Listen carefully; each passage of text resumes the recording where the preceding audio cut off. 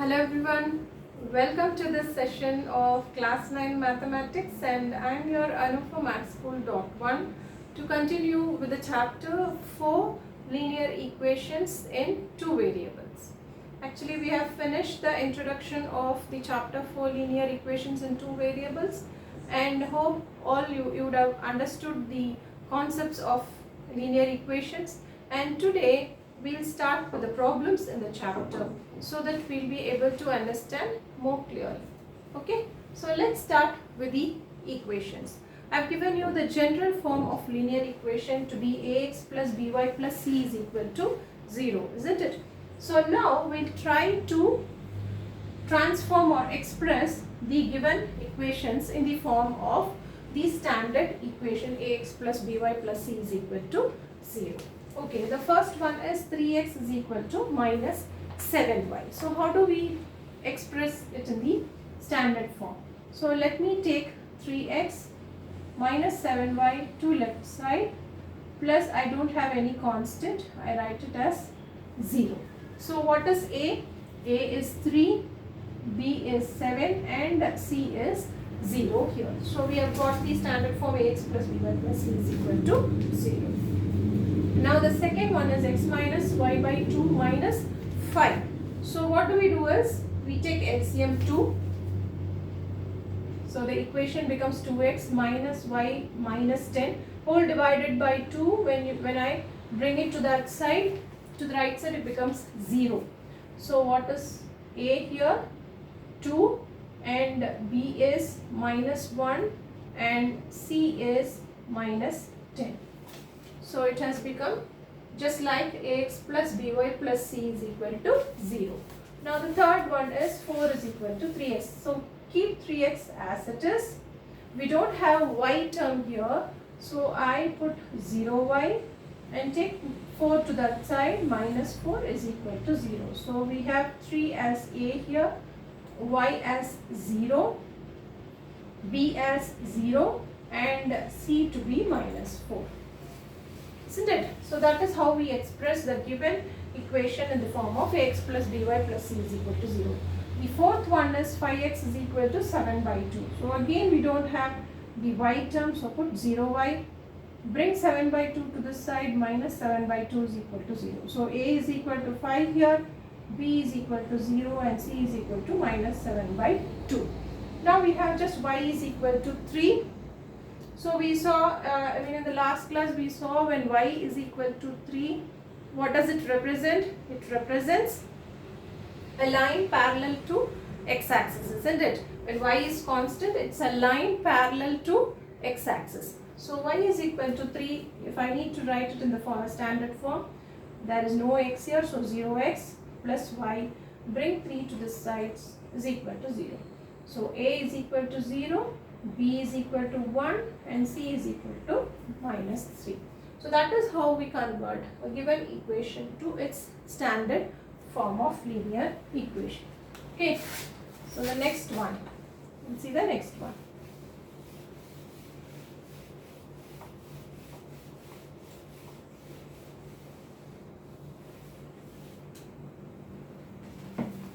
So the next problem is, it's a verbal sum.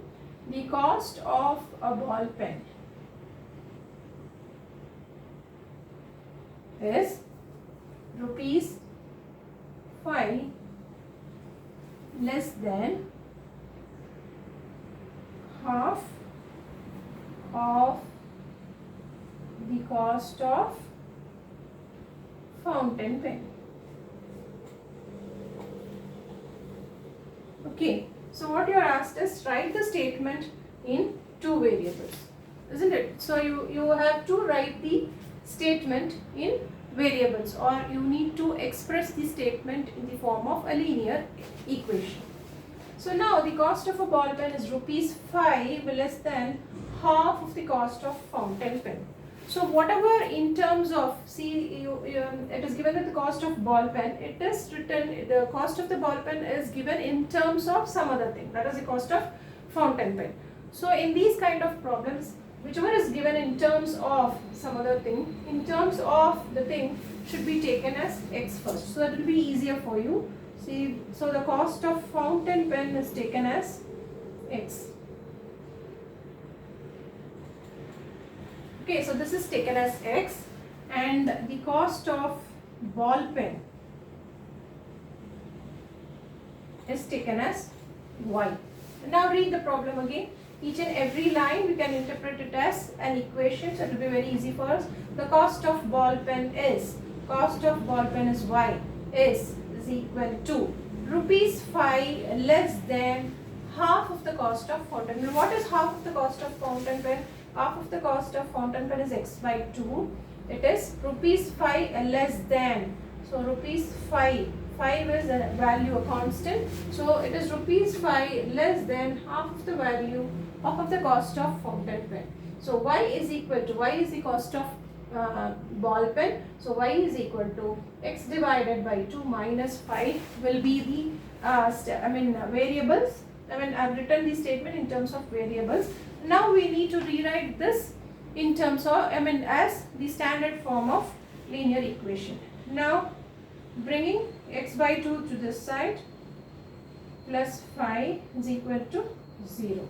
Or else I'll have x on that side itself and bring y to that side, because x is positive. Let us keep x as positive. So x by 2 minus y minus 5 is equal to 0. Now I take 2 LCM. So it becomes x minus 2y minus 10 is equal to 0. So this is my required equation, linear equation. Now I can substitute as many values for x and I can find out the corresponding value for y. So x is the fountain pen cost and y is the ball pen point. We can substitute any value. So as correspondingly we will get the value for the other thing. Okay. So this is how we make equations. We transform statements to equations. You understand? Now the next one is, so there are infinitely, we know if there is only one equation, there are infinitely many solutions for that one equation. If there is one linear equation and two variables, we have many number of solutions. As we have seen just now, we can put any number of values for x and we will be getting the corresponding value for y. So we can have any number of solutions. We know that. So we need to write just 4 solutions for this equation. That is, the equation is pi x plus y is equal to 9. We just need to write some 4 solutions. So how do we find the solutions? We'll see that. So first thing is, I put x is equal to 0. So when x is equal to 0, what happens? Y becomes 9 because pi x becomes 0. So y is equal to 9. So one of the solution is 0, 9. Okay. So the next thing is, I put x is equal to 1. So when x is equal to 1, what happens? Y is equal to, when x is equal to 1, this pi x becomes pi. So y is equal to 9 minus pi. So this is one solution. Okay. So now let me write x is equal to minus 1. When x is equal to minus 1, then y is equal to 9. So minus pi becomes plus pi. So minus 1, 9 plus pi. Do you understand? So when x is equal to 2, what is when x is equal to 2? What happens? So pi into 2, that is 2 pi. So y is equal to 9 minus 2 pi. So 2, 9 minus 2 pi. Either we can write it this way, or I'll tell you another solution which can be written, which can be done like this. Put y is equal to 0 instead. If y is equal to 0, what happens? X is equal to 9 by pi. So this is also a solution. 9 by pi, 0. Okay, when y is 0, x is 9 by pi. So this is one of the solutions we have got by substituting the value for y. Because we have substituted all the values for x and we have found the values for y, isn't it? So for a change, I told you, I have shown you, putting y is equal to 0, what happens? We get the value for x. So either way we can find the solution. So we can find out as many solutions as we need. So there are infinitely many solutions for a linear equation in 2 variables. I hope you understand what do we mean by infinite solutions for linear equation in two variable. So by this example, I think you would have understood. Now it is given that x is equal to 1 and x is equal to 2. It's a solution of, see, just we have found it in the last problem. So they are giving you, it is a solution of ax square plus ay is equal to 3. You need to find the values of a. So this is more simpler, isn't it? So first we substitute x is equal to 1 and y is equal to 2. So first we will substitute this, x is equal to 1. So a square, then put the value for y2. Okay, that's it. We need to solve it. 2a is equal to 3.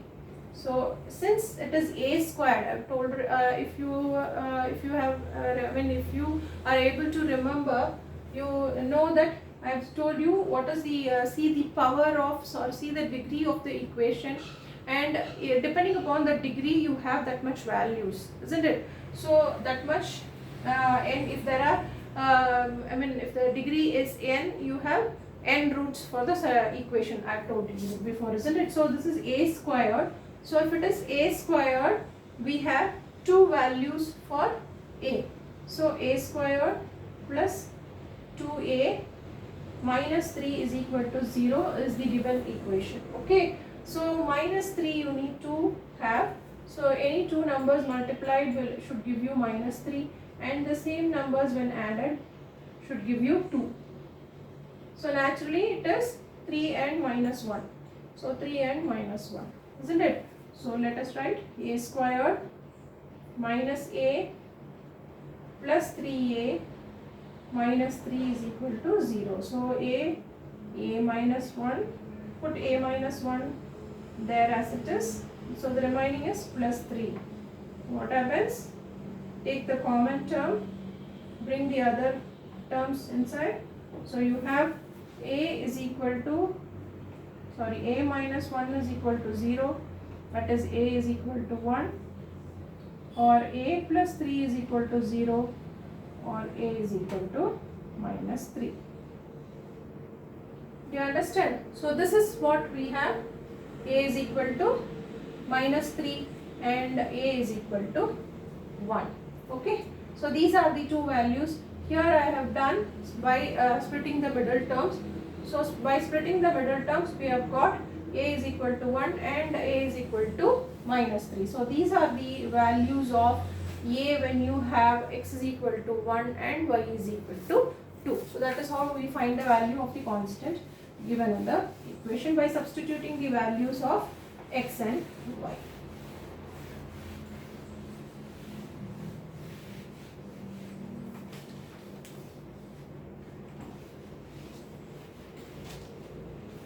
So our next sum is similar to this. X is equal to k square. This is the fifth sum. X is equal to k square. Y is equal to k.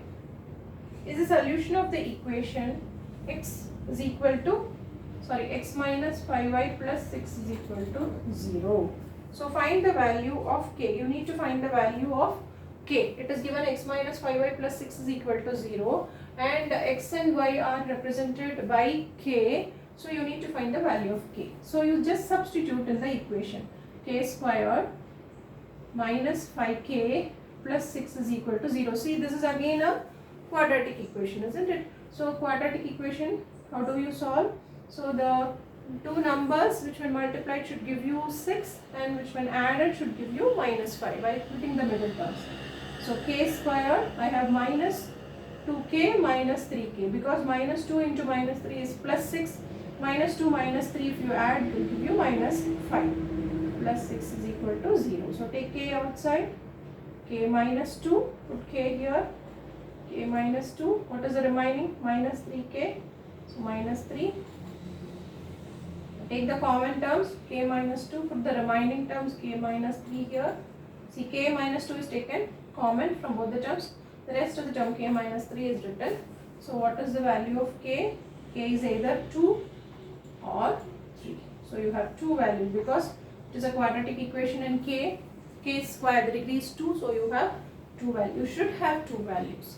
So k is equal to 2 and k is equal to 3 is the solution of this problem. So now do you understand how do we substitute the values of x and y in the linear equation to get the required solution? Okay. So after this, I think you would have understood, you would have had an idea about linear equations in two variables. By substituting the values of x and y, we will be able to find the values of constants in the equation. So this is theoretically we have found out the solution as well as we have found out the unknown values too. In the next class, we will be seeing the graphical representation of linear equations. How do we represent the linear equation in graph? So from the graph, we will be able to find the solutions, and we will also be able to find the unknowns and several other things using the graph. Okay, so let us do graph in the next class. Until then, keep waiting. It's bye from Anu from mathschool.com. Thank you.